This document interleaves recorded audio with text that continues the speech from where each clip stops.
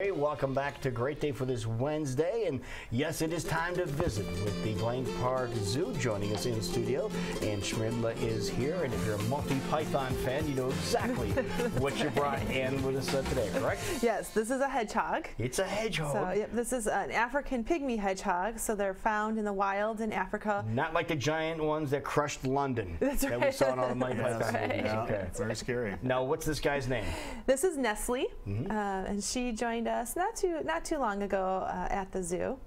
She's adorable. Yeah, I was going to say, you immediately see her and it's like, I want one. I know. And people do have them as pets. Do they? Yep, they are nocturnal, so you have to be aware of that. Not exactly your cute, cuddly pet that you're going to cuddle with. They do have spines, and they can have between 5,000 and 7,000 spines. If you want to feel them, you can feel them. They kind of lay back like little toothpicks now. But if she were to get scared, she'd put her nose in her belly button and roll up like a ball, and then these spines would stick out. Wow. And the spines are actually hair that's been they're hair that's kind of formed together. Okay. Would she lose any of those?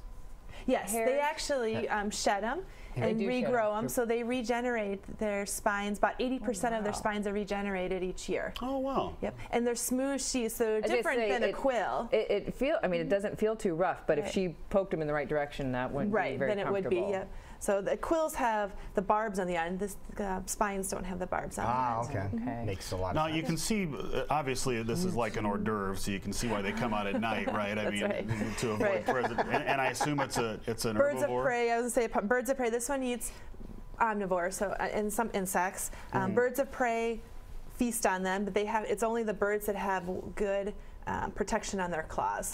Oh, yeah, that was because of their spines. A tough thing to grab, I would imagine. Yeah. So. And how many of these guys do you have at the zoo? Just Nestle. Just Nestle. Just Nestle. Because you're special. Yeah, that's right. Oh, careful, so Nestle goes out. Yeah, she's right. like, oh, I don't know. She's perked up there a little bit. But she goes out on programs, so she'll be visiting libraries. She goes to schools this time of year, daycares. In our critter corner, you can find her sometimes on the weekends when she goes out and plays.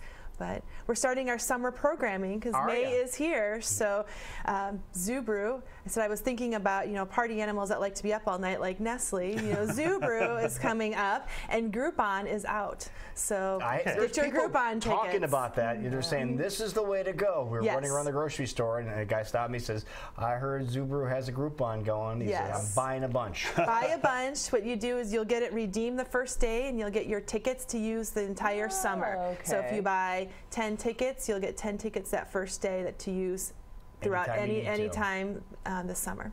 It's a good idea to do that. It's a great idea, and that's coming up in June. It's coming up in June. Our first one, the home opener, June 3rd. Nice. So what are the hours of the zoo now that's getting nice out? Is it still only open until? We're actually open 9 to 5 right now. So in May 1st, we switched 9 to 5. There you go, new hours. Weekends, we start our weekend programming for the summer. So you can feed a giraffe, you can feed an ostrich.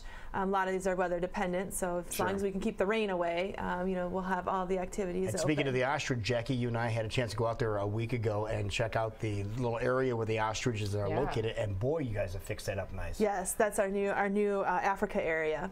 It is really slick, and where the rhinos are too, the black rhinos are out there, and they're letting them interact a little bit now too. And you feel like you can get right up next to a lot of the animals, especially if they feel like being out and about. And things like we have like little viewing areas, and actually, the animals I think do sometimes like interacting with people as long as people are being respectful. But they like kind of coming up, and I think we're just as entertaining to them as they are to us. So.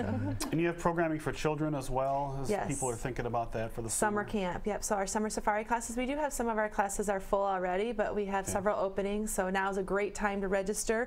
A lot of parents use them as a day camp. They drop off is at 9 and pickups at 4, but we offer before and after care for anybody that works. That was great. Great idea.